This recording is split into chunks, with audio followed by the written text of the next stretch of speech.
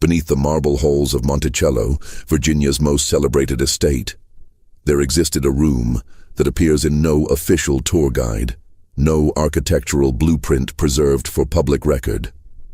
For nearly 4 decades, between 1773 and 1809, this concealed chamber housed a secret that 3 American presidents, dozens of congressmen, and an entire political dynasty worked tirelessly to bury.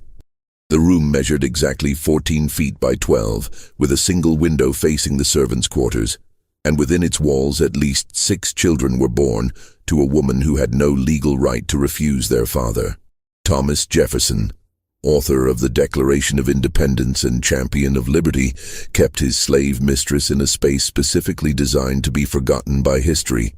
What makes this story even more chilling is not just what happened in that hidden room, but the systematic campaign of silence, destruction of evidence, and calculated lies that followed for over 2 centuries.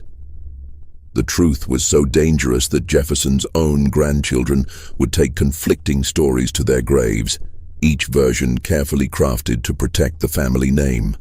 Tonight, we piece together what really happened in the shadows of America's most revered founding father's home. Before we continue with the story of Monticello and the woman who lived invisible within its walls, I need you to do something. If you're watching from Virginia or anywhere in the United States where history feels particularly close to home, leave a comment telling me what state or city you're from. Subscribe to this channel because stories like these, the ones they didn't teach us in school, need to be told. And most importantly, stay with me until the end, because what we uncover gets darker with every revelation. The secrets of Monticello didn't begin with a hidden room. They began with a calculation made by a man who understood that power, in the end, answers to no one.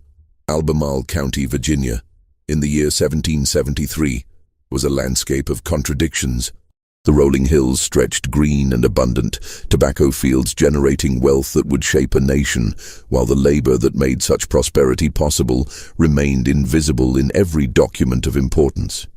Thomas Jefferson was 30 years old when he brought his new bride, Martha Wales Skelton, to the estate he was still constructing on a mountaintop he'd renamed Monticello, the Italian word for little mountain. The name itself spoke to Jefferson's pretensions. A Virginia plantation owner who fancied himself a Renaissance man, an architect, a philosopher, a scientist. The mansion he designed was unlike anything in colonial America. Jefferson obsessed over every detail: the angles of the light through the windows, the hidden staircases that allowed enslaved servants to move through the house without being seen by guests, the dumbwaiter systems that brought wine from the cellar so that no human hand need be visible during elegant dinners. He was creating, quite literally, a stage set for democracy, a place where the ideals of liberty could be discussed over French wine and European delicacies, while the machinery of slavery hummed just out of sight. Martha Jefferson brought more than her considerable charm to this marriage. She brought property, land, and 40 enslaved people from her father's estate. Among them was a girl named Sarah, though everyone called her Sally. She was 14 years old, light-skinned enough that visitors would later describe her as nearly white, and she was Martha Jefferson's half-sister. John Wales, Martha's father, had fathered Sally with an enslaved woman named Elizabeth Hemings after his wife's death. This made Sally both Martha's property and her blood relation, a contradiction that no one in polite Virginia society would ever acknowledge aloud. The Hemings family occupied a peculiar position at Monticello. They were house servants, not field laborers, trained in specialized skills. Sally's brothers worked as butlers, chefs, and craftsmen. Her mother, Elizabeth, held a position of authority over other enslaved people. They spoke French, played musical instruments, and understood the subtle protocols of entertaining Virginia's elite. But they were still property, still subject to sale, punishment, or any use their owner deemed appropriate.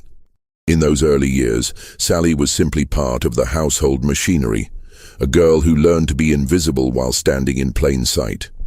She attended to Martha Jefferson, who suffered from fragile health, bearing children in quick succession and growing weaker with each pregnancy. The mansion itself seemed to reflect Martha's decline. Rooms remained unfinished, construction halted and restarted based on Jefferson's changing visions and available funds. There were spaces in the house that existed in perpetual transition, rooms whose purposes shifted, alcoves that appeared on one blueprint and vanished from the next. It's worth understanding what Monticello represented to Thomas Jefferson. This wasn't merely a home, it was a philosophical statement. He filled it with inventions, curiosities, fossils, and Native American artifacts. He installed a 7-day clock in the entrance hall that told not just the time, but the day of the week. He designed his bed in an alcove between 2 rooms so he could rise and immediately begin working. Everything was about efficiency, control, and the illusion that a rational mind could organize the world into perfect harmony. But beneath this carefully constructed rationality lay dependencies Jefferson could never publicly acknowledge. The entire estate ran on enslaved labor, over 100 people at its peak. Yet Jefferson wrote passionately about the evils of slavery, even as he bought, sold, and bred human beings to maintain his lifestyle. He calculated that enslaved women produced a 4% annual return on investment through their children.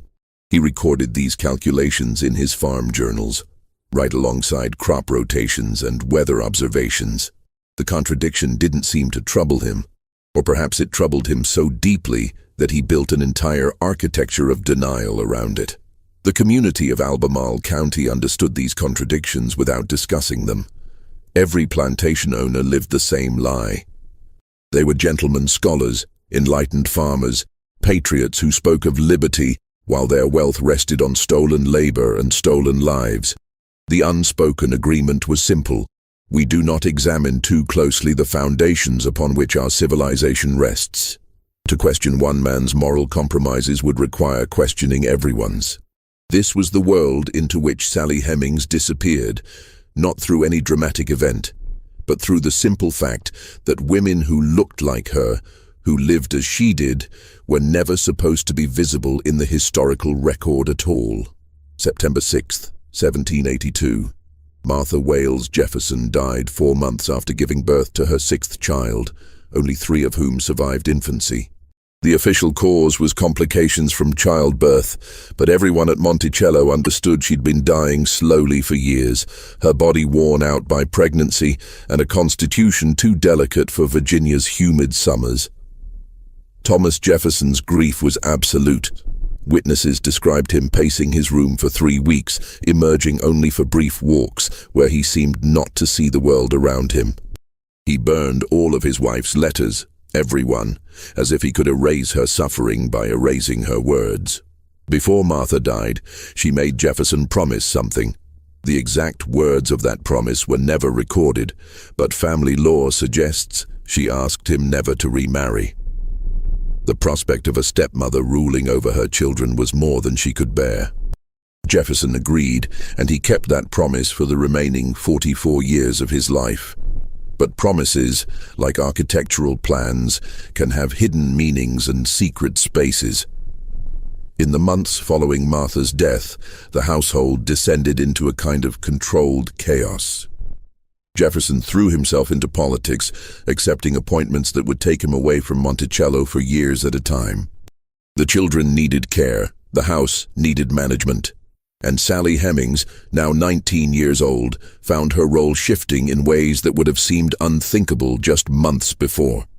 In 1784, Jefferson accepted the position of minister to France, replacing Benjamin Franklin in Paris. He took his eldest daughter Martha with him, but the younger children remained at Monticello under the care of relatives. Paris in the 1780s was a revelation for Jefferson, a city of culture, philosophy, and revolutionary ideas. He moved in circles that included the future architects of the French Revolution,